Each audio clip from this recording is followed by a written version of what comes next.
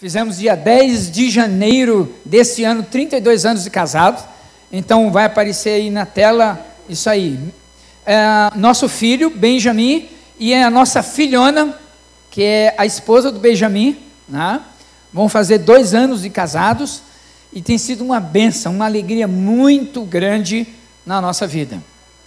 É um casal assim, muito joia, dedicado também. Estão se preparando para serem líderes e querem ir para o campo missionário, se Deus assim permitir, né? A nossa igreja é uma igreja centenária. Ela tem completado 100 anos de vida. E nessa caminhada a gente tem aprendido a ser uma igreja apaixonada por Deus e por pessoas. Fala assim para a pessoa que está ao seu lado: você caprichou para vir hoje de manhã aqui, né?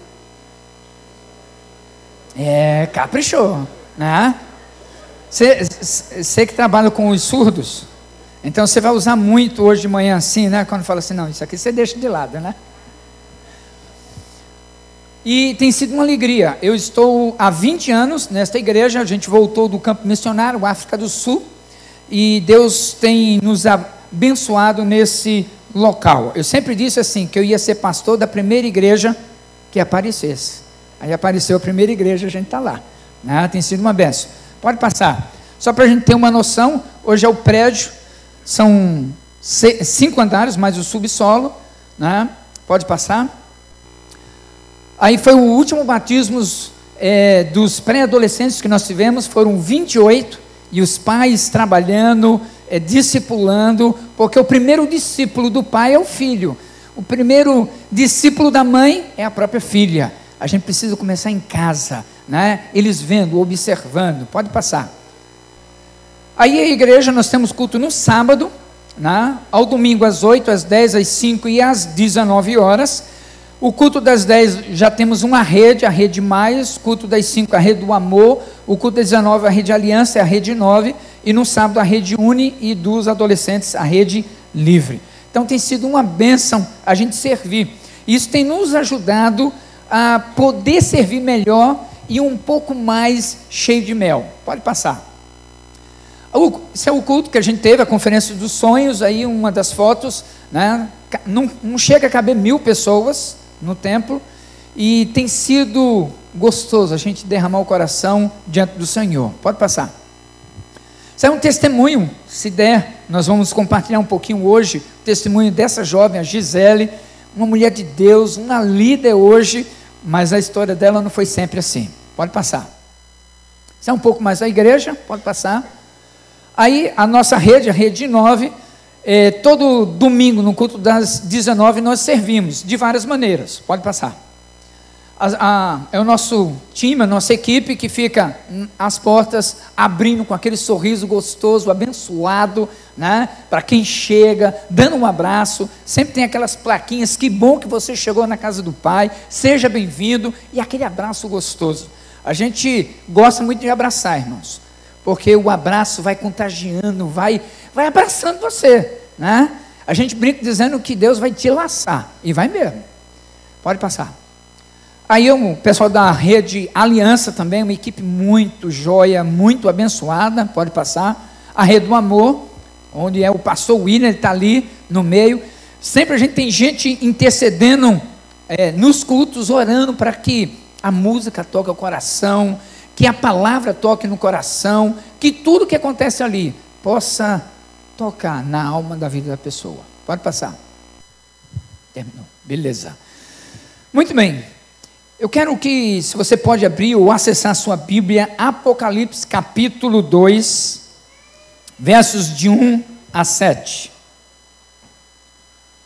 Apocalipse capítulo 2, versos de 1 a 7. Eu lembro, queridos, que eu me converti, 3 meses depois me batizei, e aí eu fui levado para uma cidade chamada Porto Murtinho. Eu tinha ganho uma bolsa, e eu ia estudar nos Estados Unidos. Eram 50 bolsas, eu fui o de número 50. E aí meu pai disse assim: você não vai para os Estados Unidos, você vai comigo para Porto Murtinho. Eu falei: Porto o quê? Aí não tinha Google, não tinha mapa naquela época.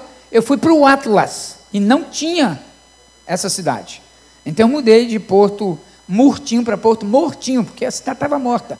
Ela tinha 3.554 pessoas contando, meu pai, minha mãe, eu e minha irmã. A gente morava em Boa Viagem, em frente à praia, e nós fomos morar em frente ao Rio Paraguai. Lá tinha uma igreja católica e fechada. Aí encontrei, o gerente do Banco do Brasil era da igreja presbiteriana, ele alugou um bar, que era um bar, um quinto, um sexto do tamanho desse espaço aqui, e a gente começou a frequentar lá, 3 meses convertido. Passado algumas semanas, ele falou assim, Djalma, você pode trazer a palavra no domingo? Eu falei, rapaz, se você é doido para me convidar, eu sou doido para aceitar. Primeira vez na vida. E eu fui lá. Irmãos, e lá como é fronteira, tem gente que nasceu no Paraguai, gente que nasceu no Brasil e gente que não sabe onde nasceu. É uma benção. E ali estava conversando, algumas pessoas olhavam para o teto, outros olhavam para o relógio. Mas tinha uma jovem, eu era solteiro e acredite, eu era bonito naquela época, gente. Acredite. E aí tinha uma jovem lá, que ela ficava olhando, e ela me encorajou a não sair pela porta de emergência e ir embora. E eu falei, eu compartilhei. E aí, quando terminou, nós ficamos à porta, e eu fui cumprimentando um por um. Quando chegou a vez daquela jovem, eu falei, ó, muito obrigado pela sua atenção.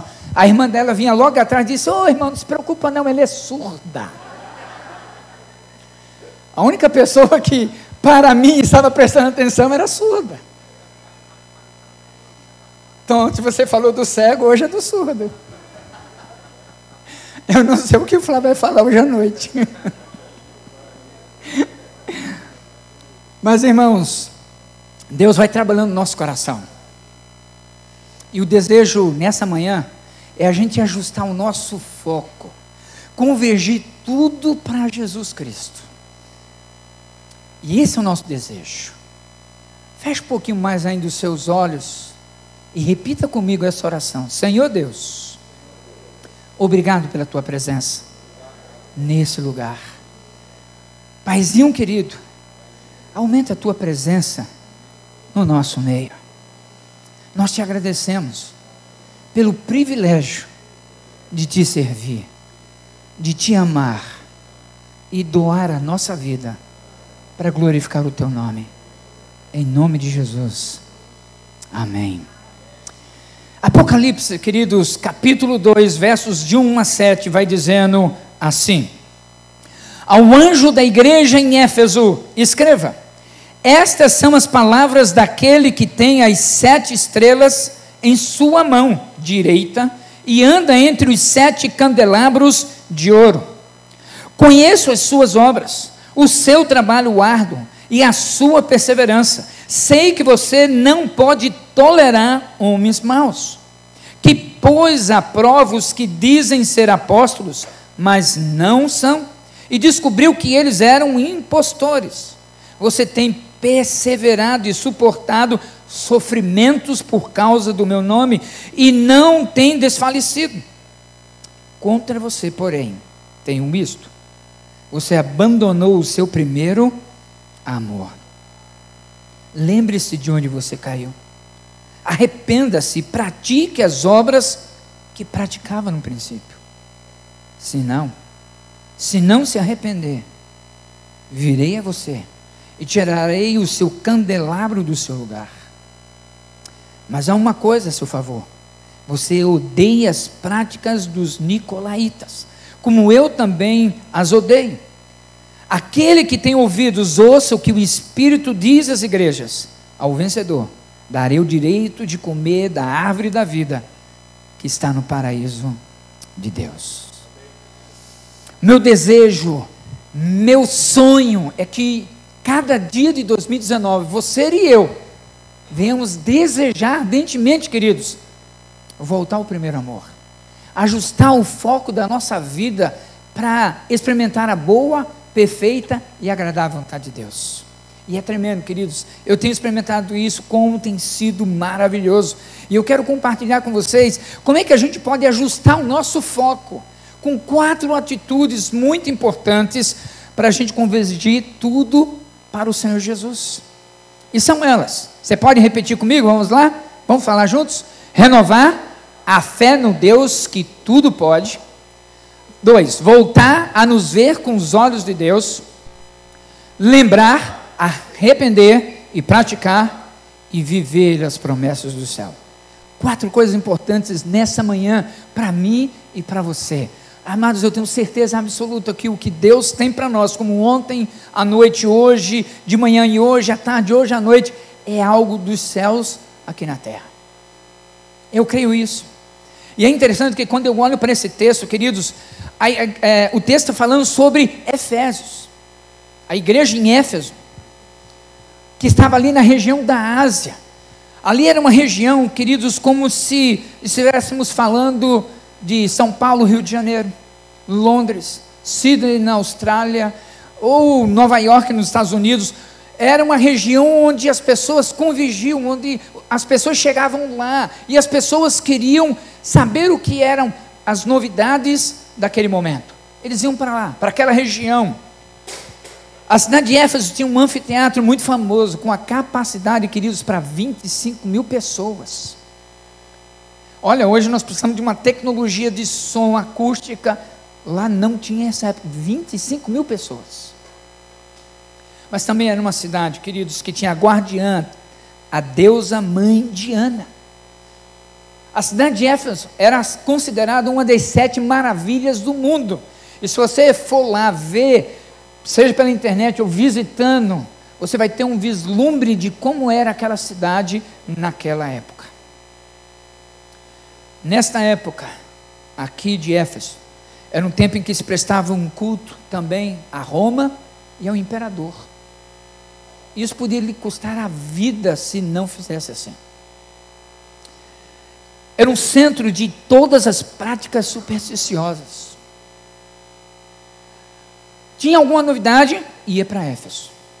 Famosa pelas suas artes mágicas. As magias, acontecia tudo lá. E queridos, foi justamente no meio desse contexto, no meio desse cenário, que Deus decidiu plantar uma igreja lá, no meio da imoralidade, da carestia, no meio do desespero e das trevas. Deus decidiu plantar uma igreja ali. E eu não tenho dúvida que os irmãos não estão à toa plantados aqui na cidade de Joinville e região.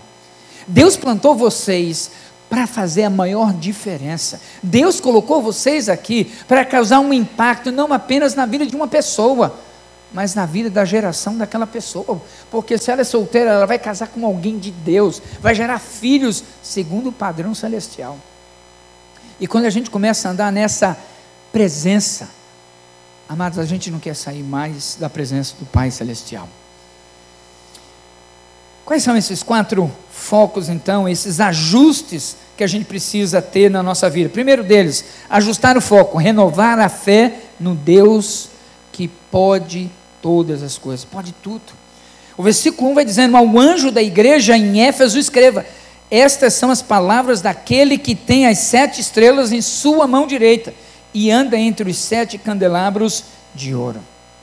Amados, nesta época, a igreja de Éfeso, ela passava por muita provação e perseguição, e mesmo assim, o povo ali estava disposto a morrer, mas a servir a Deus. Era uma igreja que, apesar de todas as lutas, apesar de toda a força que vinha contrária para destruir, para acabar, eles estavam animados a servir a Deus.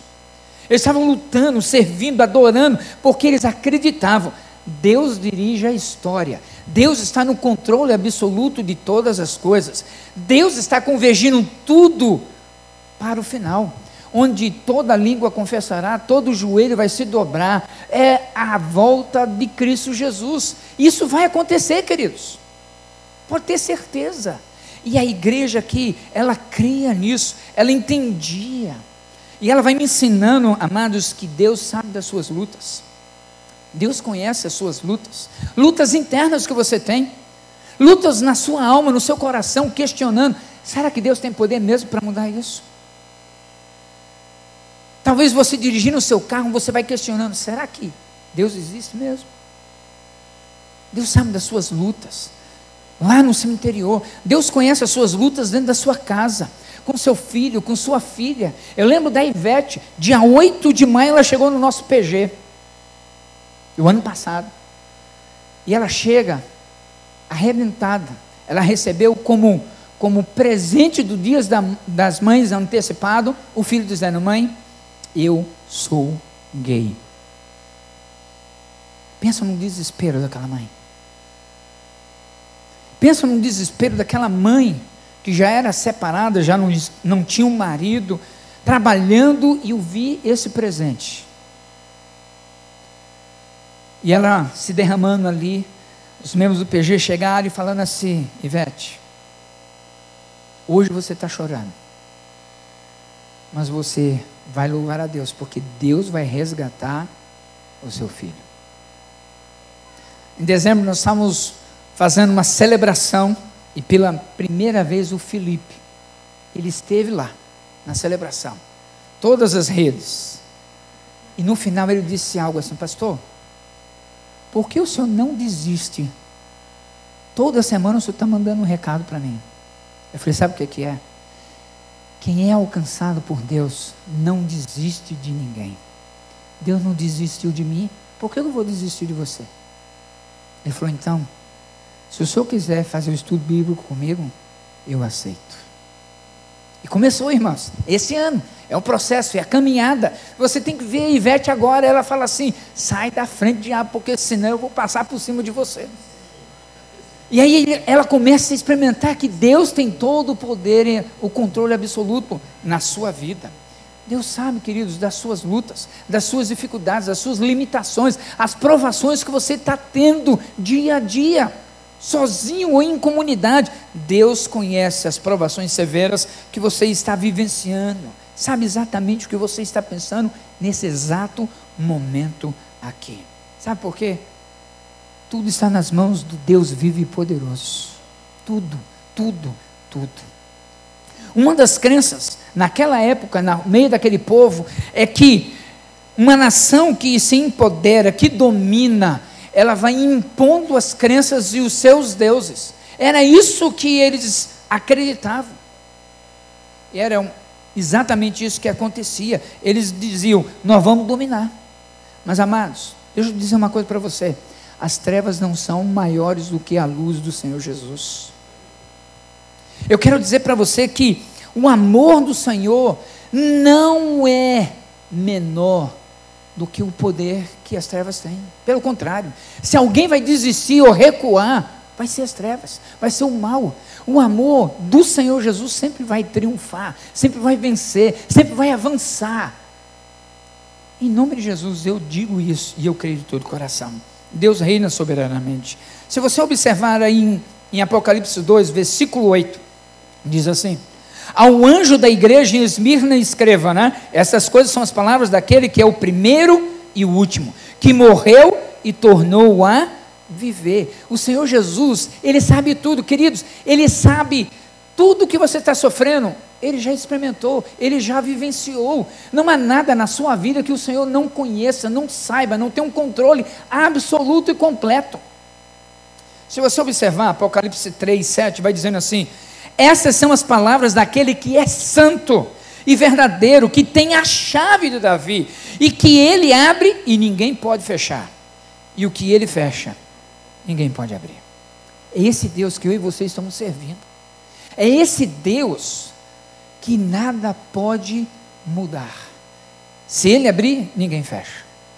Se ele fechar, ninguém abre. É esse Deus. Amados, não há nada, não há ninguém mais poderoso do que o nosso Deus a quem nós servimos. Às vezes, e eu sou humano, eu sei que aqui em Joinville vocês não são assim. Vocês são mais cheios da presença de Deus. Mas lá em Campo Grande, Mato Grosso do Sul, queridos, a gente fala assim: Deus, deixa eu te ensinar, o Senhor não está entendendo o que eu quero que aconteça. Deus, eu vou até desenhar para o Senhor. Eu quero dizer, queridos, que não é nem do meu tempo e nem do meu jeito. É no tempo e no jeito de Deus. Sempre vai ser no tempo e no jeito de Deus. Sempre. Eu lembro do Júnior e da Luciana. Júnior e Luciana, membros que chegaram no nosso PG. de moto. Então, para ele ir no PG, ele tem 2 filhas, são gêmeas. Então, imagina, de moto, aí ele vai, leva uma filha, volta, leva outra filha, volta e vem pegar a esposa. Algumas vezes eles faltavam no PG. E o Edson e a Edna, que são líderes, percebendo isso, foram fazer uma visita. E chegando lá, descobriu por que eles faltavam. É que as gêmeas têm um problema de anemia falciforme. E com crises que elas tinham, era só morfina, queridos. Só morfina. E um belo dia, as gêmeas, as 2 tiveram crise. Você pode imaginar o pai ter que escolher qual das 2 ele vai levar para o hospital.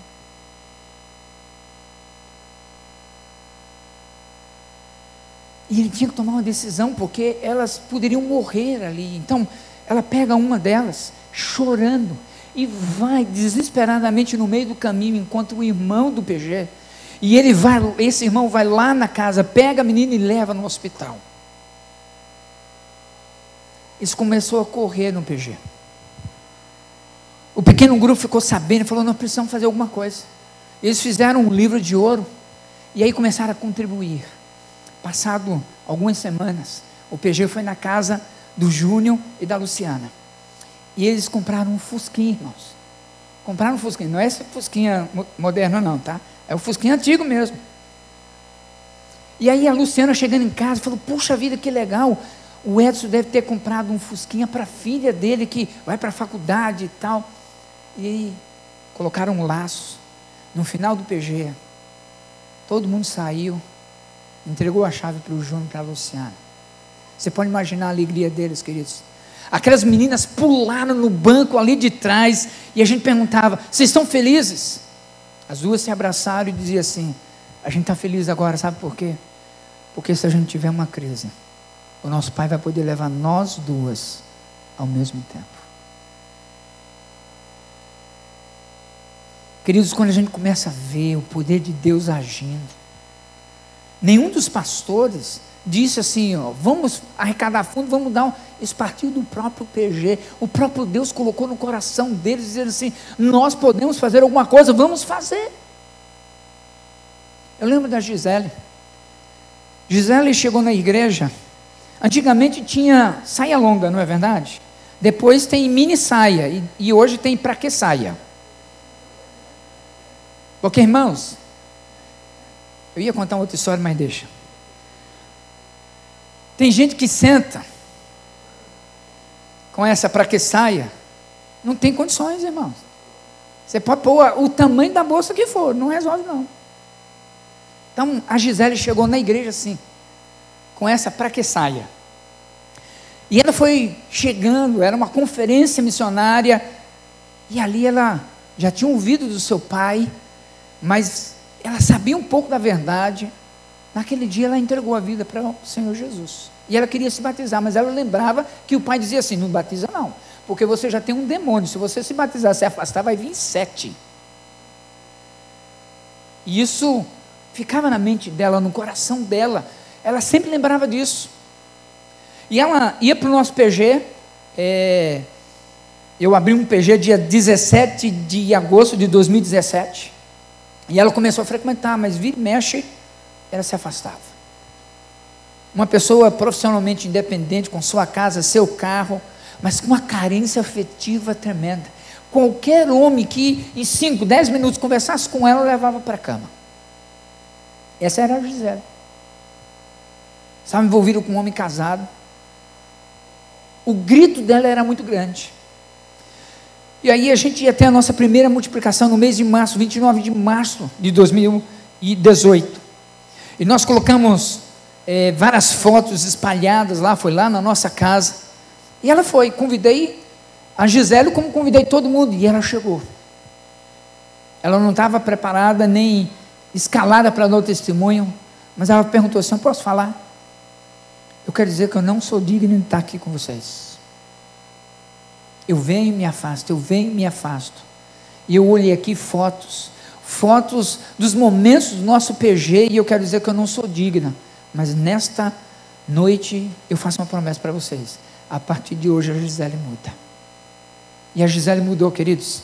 A Gisele, ela teve um companheiro de trabalho, ela trabalha na radiologia, num hospital, e um dos companheiros médicos lá se suicidou.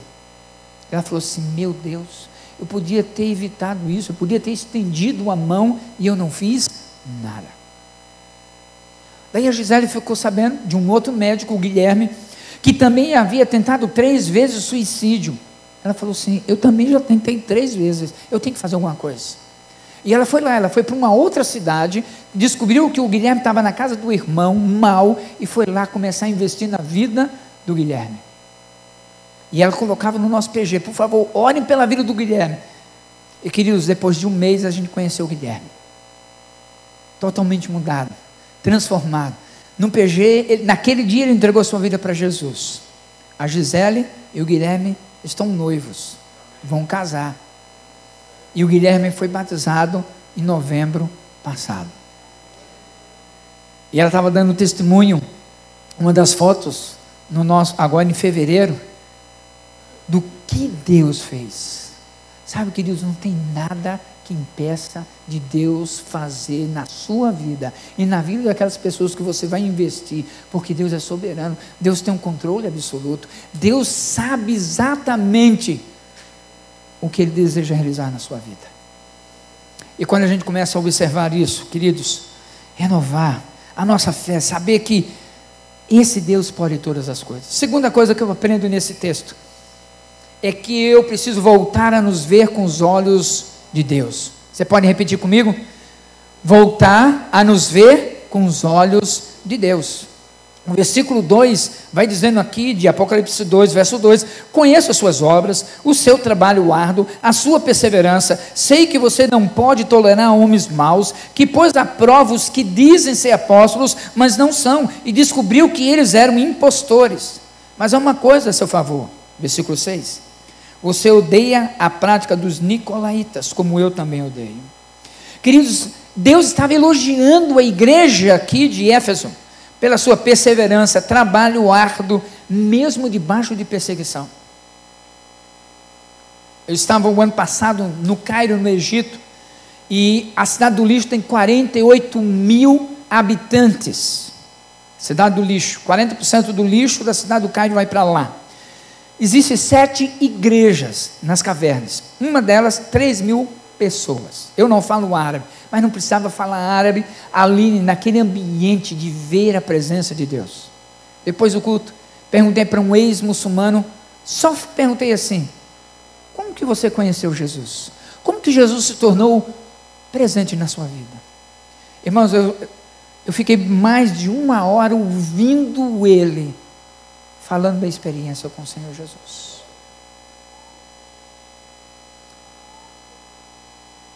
Ele dizia que o primo dele, que tinha uma joalharia em um shopping, ele era o 3º homem mais rico ali do Cairo, se converteu ao Senhor. A esposa o delatou.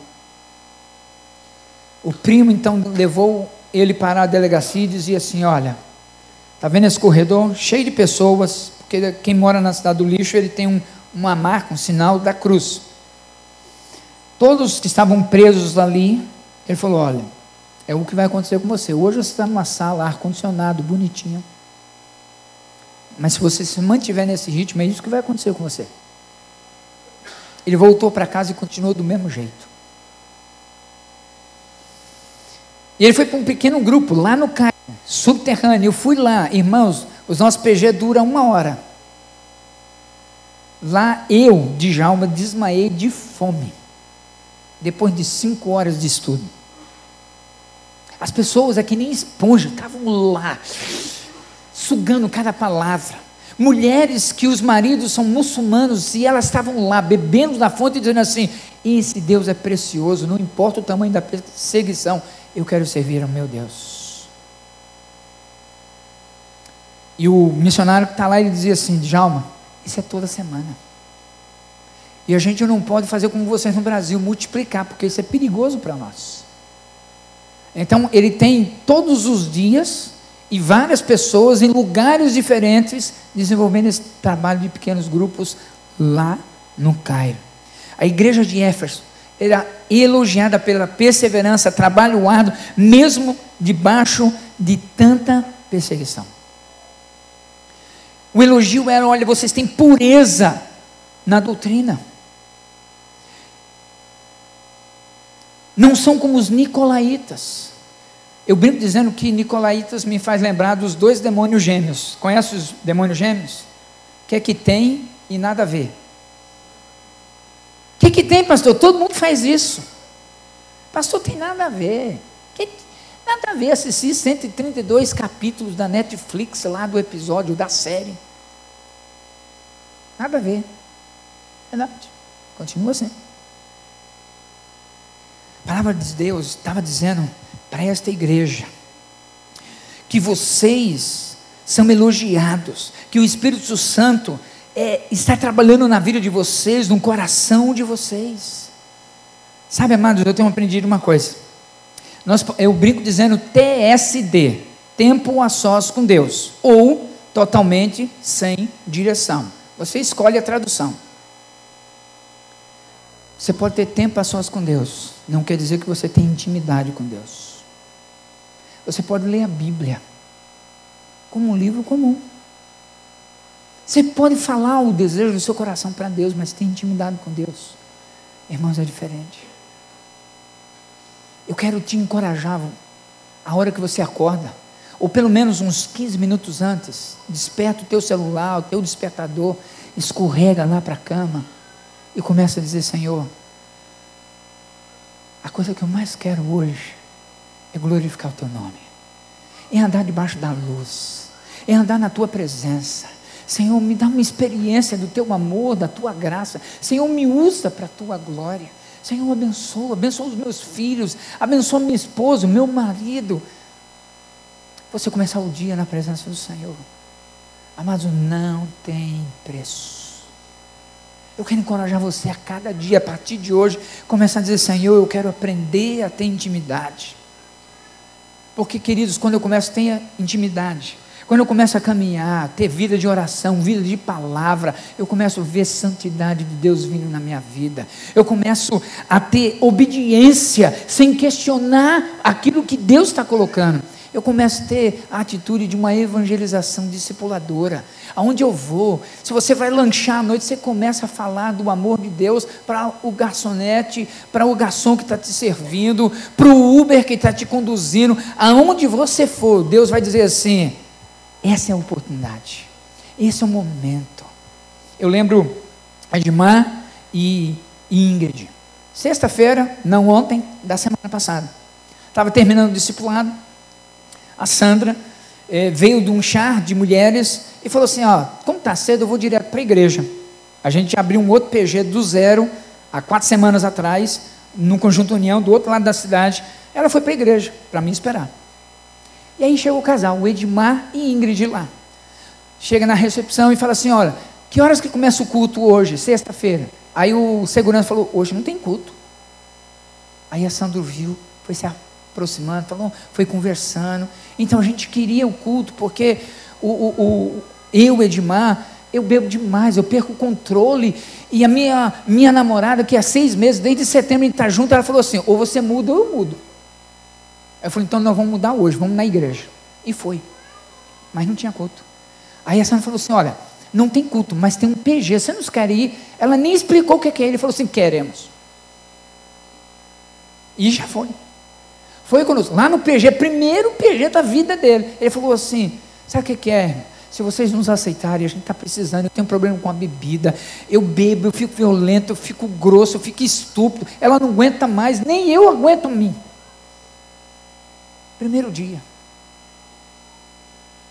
E aí a gente convidou ele para fazer o curso Homem ao Máximo Mulher Única. Começou quarta-feira. Estava lá o Edmar e a Ingrid. E aí ele mandou foto. Tem um lagozinho, rapaz, você tem que ver os peixes, fica pulando, dizendo assim: me pega, me pega, me pega. Aí eu falei: cara, vamos fazer visita. Marquei para quando? Hoje, 3 horas da tarde.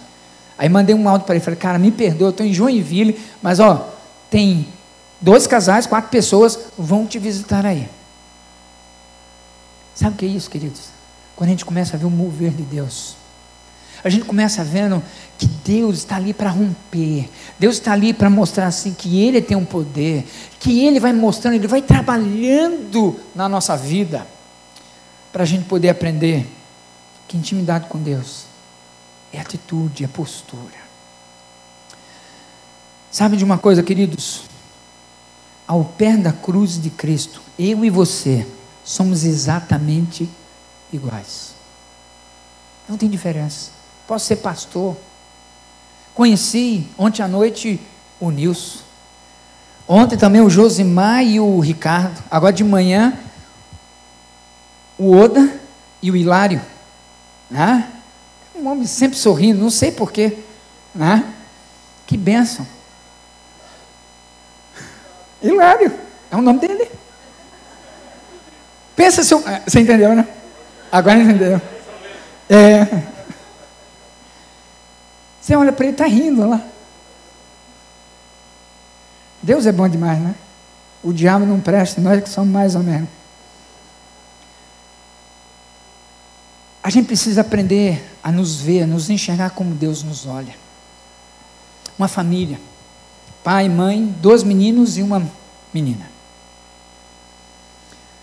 Ela chegou na juventude, jovem, bonita, forte, inteligente, tomou uma decisão: vou conhecer o mundo.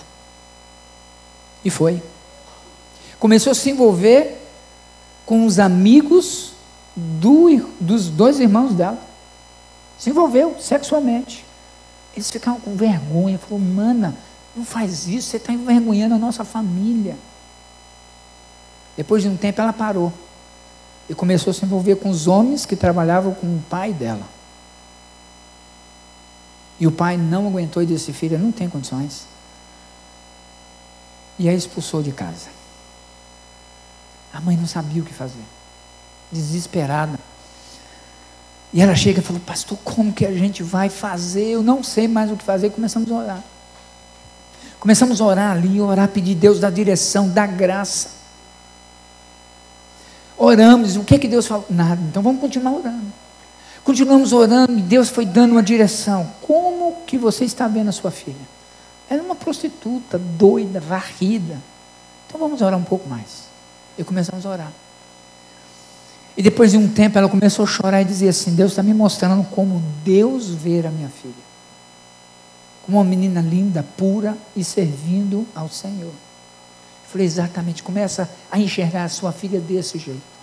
Várias vezes ela tinha ido para casa para poder tentar voltar, mas o pai, os irmãos, sempre machucado porque ouviam das histórias. E ela tinha tomado uma decisão. Ela chega em casa, a mãe estava orando, a mãe abre a porta, abraça a filha e diz, filha, eu te amo. Tanto Deus como eu não vamos desistir de você. Aquele abraço, aquela atitude naquela hora, aquela menina começou a chorar e dizer assim, eu tinha falado que se Deus não fizesse algo através da sua vida, mãe, eu ia acabar com minha vida, porque eu não aguento o tamanho da dor dentro de mim. Hoje ela está lá no PG, participando com jovens, os pais alegres, todos festejando, celebrando. Sabe por quê, queridos? Lá em Coríntios 5, 16, 17, 10, diz e nos ensina que a ninguém mais vemos segundo a carne. Como é que você está vendo aquela pessoa? Eu tenho várias pessoas lá na nossa igreja que eu falava assim, olha, Josimar, eu estou vendo você como um supervisor. E ele dizia assim, tá bom pastor, piada é boa. Mas com o tempo, eu fui dizendo, Josimar, Ricardo, Oda, e lá estou te vendo como supervisor. E aí a pessoa já não falava assim, é uma piada. Tá bom pastor. Passado mais um tempo, elas diziam assim, amém pastor, eu recebo. E hoje, eles são supervisores. Hoje quando eu digo, eu estou vendo vocês, é como pastor de rede, e eles falam assim, eu quero, eu recebo. Eu posso olhar para cada um de vocês aqui, nesse exato momento, e eu posso ver cada um de vocês não apenas liderando um pequeno grupo, mas um grande exército de adoração ao Senhor. Pessoas que vão compartilhar as experiências e vão dizer assim: olha, Deus usou você, sua vida, para mudar a minha vida. E se hoje eu estou aqui, Deus te usou, eu estou pronto para fazer qualquer coisa pelo meu Deus. Enxergar com os olhos de Deus, nos ver como que Deus está trabalhando. Você tem permitido que o Espírito Santo de Deus revele para você os pontos cegos? Queridos, quando ele está dirigindo, a gente precisa abrir bem os espelhos laterais, para a gente não ser pego pelos pontos cegos na nossa vida. A gente precisa abrir o nosso coração e dizer: Senhor, revela a tua vontade, mostra a tua vontade. Terceira coisa que eu aprendo nesse texto: ajustar o foco significa retornar, lembrar, arrepender e praticar. Verso 4 e 5 vai dizendo: contra você, porém, tenho isto: você abandonou o seu primeiro amor. Lembre-se de onde caiu, arrependa-se, pratique as obras que praticava no princípio. Se não se arrepender, virei a você e tirarei o seu candelabro.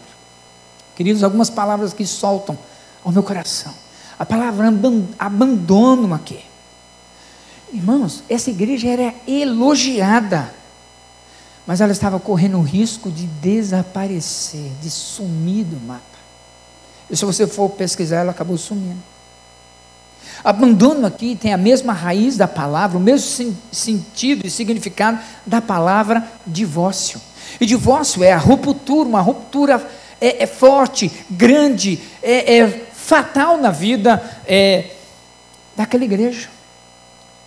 O abandono, eles abandonaram. É quando um casal diz: ó, não dá para a gente caminhar mais nós dois juntos. Não dá. Essa é a palavra usada aqui para abandono. Talvez naquela igreja Deus estava olhando e estava dizendo: olha, vocês estão abandonando, vocês estão à beira do divórcio do primeiro amor. Era isso que estava dizendo. Deus estava falando: lembra onde isso começou, lembra onde você parou para esfriar o seu coração para Deus. Queridos, é impressionante, porque quando a gente começa a olhar para a igreja do Senhor, ela é indestrutível. Você acha que o diabo tem poder para fechar alguma igreja? Não tem, queridos. O diabo não tem poder para fechar nenhuma igreja. Aí você pergunta: pastor, eu tenho visto muitas igrejas fechando, mas sabe por quê? A própria igreja abandonou o primeiro amor. A própria igreja. Ele está dizendo: lembra onde você caiu?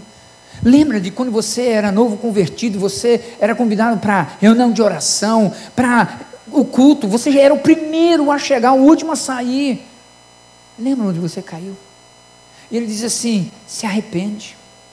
Queridos, se arrepender aqui tem 3 palavras muito importantes: pecado, transgressão e iniquidade. Pecado é errar o alvo. Você não queria bater dirigindo o carro, mas aconteceu um acidente. Pecado é errar o alvo. Você não tinha intenção. Mas a transgressão é quando tem uma linha que limita para o seu bem, para a sua proteção, e você ultrapassa. Isso é transgressão. Você vai consciente do erro e você volta. Mas quando chega em iniquidade, é quando você ultrapassa e você já não tem mais força para voltar. Você está dobrado, rendido, e aquilo te escraviza. Isso é iniquidade. Deus estava falando para a igreja: lembra de onde você caiu, lembra onde você perdeu o amor, a essência, e volta para o Senhor, volta, não deixa esfriar, não deixa. George Led, ele fala sobre esta igreja, que provavelmente ela era tão pura na doutrina, tão forte, que ela se tornou legalista, por isso ela perdeu o rumo da história. Quarta e última coisa: ajustando o foco para viver as promessas dos céus. Verso 7 diz: aquele que tem ouvidos, ouça o que o Espírito diz às igrejas. Ao vencedor darei o direito de comer da árvore da vida que está no paraíso de Deus. O final dessa carta, queridos, é um apelo, é um desafio para a gente ser sensível à voz de Deus. Ele está dizendo que a promessa aqui é que os vitoriosos vão comer do fruto da árvore da vida na eternidade, no paraíso de Deus. Mas a impressão que a gente tem é que as pessoas aqui de Éfeso estavam mais ligadas às coisas da terra do que às coisas do céu. Se a gente perguntar, se você morrer hoje, você tem certeza que vai para o céu? Se não todos, a grande maioria vai dizendo sim. Mas se eu perguntar, quem quer ir para o céu hoje? Alguns vão dizer, não, pera, eu preciso casar primeiro. Outros vão dizer assim, eu preciso terminar a faculdade, eu preciso arranjar um emprego, eu preciso ter filhos, e cada um vai ter. A igreja de Éfeso aqui estava mais conectada com as coisas da terra do que com as coisas do céu. Quantos anos nós vamos viver aqui, irmãos? 80 anos, 100 anos, 120 anos? É o máximo. O que são 120 anos comparado com a eternidade com o Senhor Jesus? Nada. Nada. Mas irmãos, quando a gente começa a olhar aqui para essa realidade, voltar a esse primeiro amor, ser apaixonado por Deus, ter intimidade, quem entra na presença do Senhor, não quer sair da presença do Senhor. Nós estamos orando no nosso PG, ele multiplicou março, a primeira vez, de 2018, em maio de 2018, multiplicamos a segunda vez. Em outubro do mesmo ano, multiplicamos a terceira vez. Já estamos com mais de 20 pessoas. Dia 28 de março, vamos multiplicar a quarta vez e já vamos multiplicar a supervisão. E a gente ora. Deus, a gente quer cuidar de vidas. A gente coloca a cadeira e fala, Senhor, traz alguém aqui porque a gente quer cuidar. E na semana seguinte, acontece algo interessante. Uma senhora chamada Edna liga lá na igreja e fala assim, eu quero me batizar. Aí um abençoado, que eu não quero saber quem foi, falou assim, você não está em PG? Não, não estou. Então não pode. Ela insatisfeita, desliga o telefone, liga de novo e graças a Deus caiu para mim. Eu falei, pois não, Edna, eu quero me batizar, mas parece que tem que estar em pequeno grupo. Eu falei, tem não. Você tem Jesus? Comecei a conversar com ela. Falei, eu tenho Jesus, eu quero me batizar. Falei, tudo bem, então vamos preparar você. Poxa, você atendeu tão bem. Você tem pequeno grupo? Tenho. Que dia que é? Hoje, quinta-feira. Me passa o endereço, eu vou lá. E ela foi. E depois do louvor, a gente apresenta os convidados e ela diz assim, eu sou a Edna, é a primeira vez e eu quero me batizar. Final do PG, eu chamo a Natália Menezes e falo, Natália, vem cá, você vai cuidar da Edna. Edna, eu vou imprimir o material e vou passar para você. Ela diz, pastor, eu já imprimi. Eu falei, então tá bom, a Natália vai te acompanhar, fazer os estudos, vai tirar sua dúvida. Pastor, eu já respondi tudo, eu quero me batizar, o senhor não entendeu. A Natália falou assim, meu Deus, é fácil demais. Faz assim com a sua mão, com as duas mãos, eu não posso fazer com as duas. Eu quero dizer para você que sua mão vai ficar enrugada de tantas vezes que você vai entrar no batistério, com vidas que você vai ganhar para a glória do Senhor Jesus. Olha bem para a tua mão, porque ela vai ficar enrugada de tantas vidas que você vai evangelizar, que você vai ganhar, vai discipular e vai dizer assim, eu estou aqui para testemunhar, Jesus mudou a sua vida, transformou a sua vida.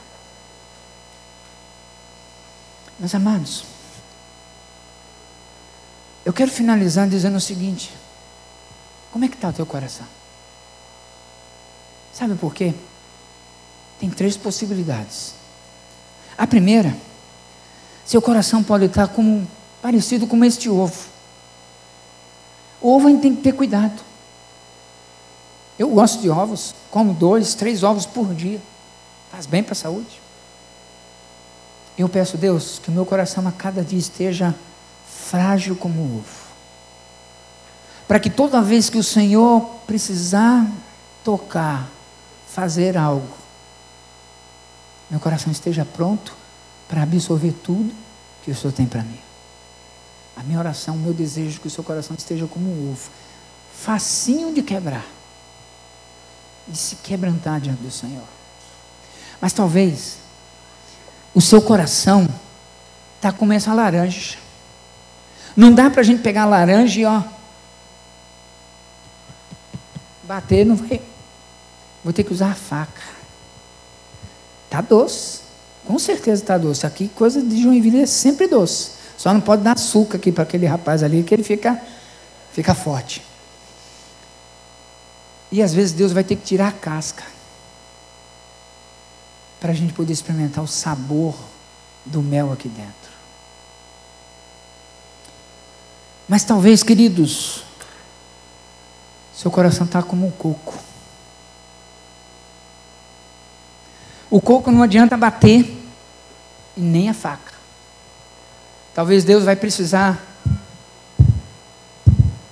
usar o martelo, porque as experiências da vida, as decepções da vida, aquela musiquinha que você sempre cantou, eu nasci assim, eu cresci assim, eu sou Gabriela. Talvez a sua filosofia seja, pau que nasce torto, é assim que o mundo diz. Mas eu tenho aprendido que pau que nasce torto, o Senhor Jesus transforma. Jesus muda. Jesus transforma a tristeza em alegria. E nessa manhã, eu quero te dar uma oportunidade. Se você precisa ajustar o foco da tua vida, em qualquer uma dessas 4 áreas, ou em qualquer outra área, se há desejo no seu coração dizer, Senhor, eu quero, eu preciso ter intimidade com o Senhor, eu preciso começar a entrar nesse nível, porque ler um livro e falar do livro é fácil, mas deixar que o livro da vida mude meu conceito, meus valores, minhas atitudes, é só o teu Espírito Santo.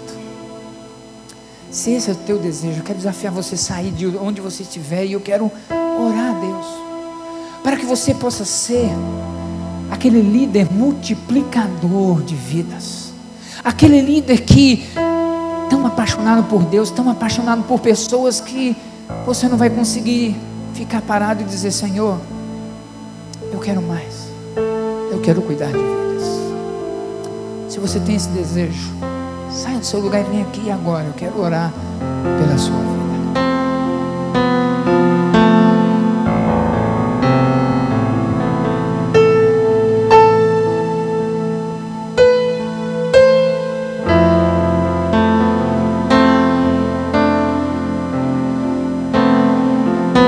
Pode vir mais para frente.